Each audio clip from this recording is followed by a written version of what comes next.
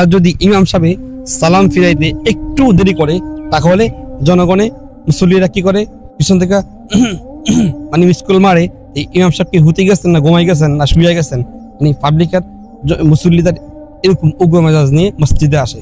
আপনার উগ্র মেজাজ নিয়ে মসজিদে আসার দরকার নাই তো ভাই। আপনি যদি নামাজ পড়তে না ভালো লাগে মসজিদে আসবেন কেন? থাকেন বাচ্চারা এখানে সেখানে মন মানসিকতা ঠিক করে মসজিদে আসবেন। ইমাম সাহেব ভুল ধরার জন্য না, ইমাম সাহেবের গীবত করার জন্য না, নামাজ পড়বেন আল্লাহকে রাজি খুশি করার জন্য, ইবাদত করার জন্য। এখানে এসে ইমাম সাহেব নামাজ পড়া ইমাম সাহেব চালাইতেছে, আপনি একটু লেট হলে কাশি মারেন ইমাম সাহেব হুতি গেছেন না ঘুমাই গেছেন শুয়ে গেছে এসব ভুল ধরার জন্য। তারপর নামাজের পরে ইমাম সাহেব আপনি মাসালা শিখান, এক্সট্রা বয়ান দেন, এই না সেই না আরে পাঠে পাবে। এই সমস্ত মন মানসিকতা বদলে ইমাম সাহেব মসজিদ এখানে বালু কেন, কোনো ফ্যানের মধ্যে বালু কেন, এই মসজিদ বারিন্দাতে একটু মোলা দেখা যায় কেন, আপনি রাখছি কেন আরে পাঠে পাবে। ইমাম সাহেব রাখছে মনে হয় একবার গোলাম হিসাবে চাকর। ইমাম সাহেব এত অপমান করতেছে মধ্যে ওই টয়লেট সাফ করার জন্য ইমাম সাহেব অনুমতি দেয়, কেশিয়ার সাহেব আসা, কমিটি আসা, সেক্রেটারি এসে ইমাম সাহেবকে এসব ধরনের প্রশ্ন করে যে টয়লেট অপরিষ্কার কেন। বর্তমানে আমাদের সমাজে ইমাম সাহেবের ভুল ধরে জনগণ পাবলিকরা। ইমাম সাহেব যদি একটু নামাজে লম্বা কেরাত নেয় ইমাম সাহেবের অবস্থা খারাপ।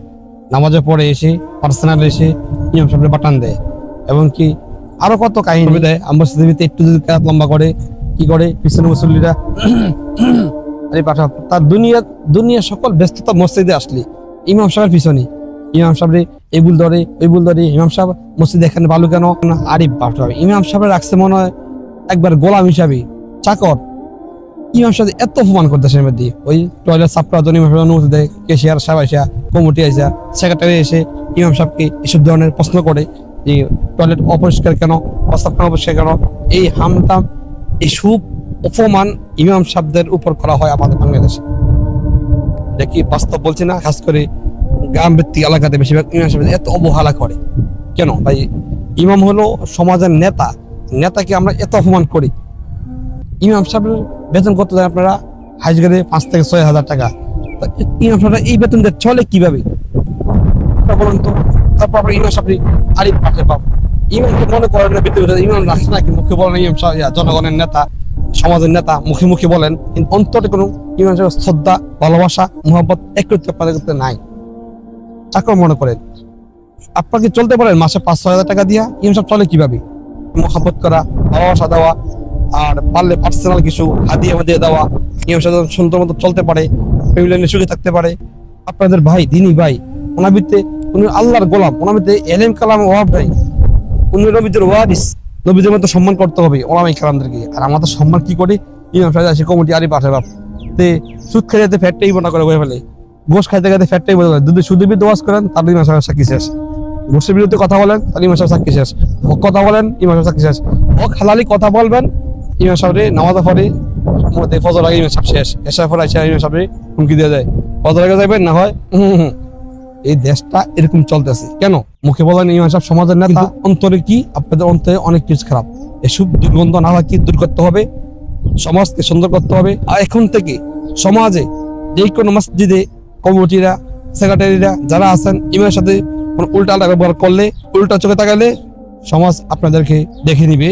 অবশ্যই সকল যুবক ভাইয়েরা, তরুণরা, যুবকরা আপনারা একমত হন। এই সমাজে ইমামের সাথে বেয়াদবি করে, উচ্চস্বরে কথা বলে, উল্টা উল্টা তাকায়, সকলেই আপনারা একমত হয়ে ওই সমস্ত কমিটিকে বয়কট করবেন, মসজিদ থেকে বিদায় করবেন। মসজিদ চলে জনগণের সাহায্যে, কমিটির সাহায্যে মসজিদ চলে না, সেক্রেটারির সাহায্যে মসজিদ চলে না, একে উদ্দেশ্যে মসজিদ চলে না। জনগণের টাকা দিয়ে সবকিছু দিয়ে মসজিদ চলে, কিন্তু সেই টাকা দিয়ে কমিটিটা বাহাদুরি করে আরে পাঠাও মনে মসজিদে একবার চালায়।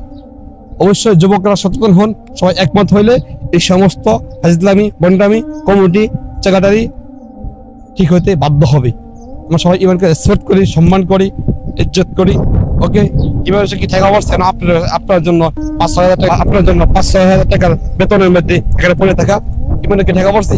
ইমান দিনে ডেলি রুজি করে, ডেলি 400-500 টাকা কাজ করলো, মাসে 20,000-25,000 টাকা কামাইতে পারে, অন্য ইনকাম করলো। তাহলে ইমাম সাহেব দিন খেদমত করার জন্য বসে আছে, আল্লাহর ভয় অন্তরে আছে, দিন ইসলাম দেখানোর জন্য, ইসলাম কিভাবে সুন্দর করে রাখা যায়, ইসলাম কিভাবে রাখা যায়, সুন্দর করে রাখা যায়, সেই উদ্দেশ্যে তারা ইসলামের কাজ নিয়ে করতেছে, দিনের খেদমতে পড়ে রয়েছে।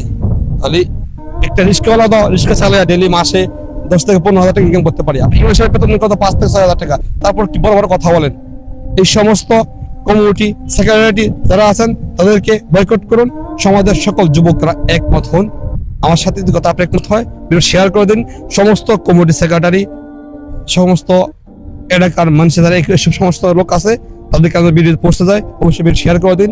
এসো কোরআনের পথে চ্যানেল সাবস্ক্রাইব করে রাখুন, টেস্টি হয়ে দেখুন। আল্লাহ হাফেজ, আসসালামু আলাইকুম ওয়া রাহমাতুল্লাহি ওয়া বারাকাতুহু।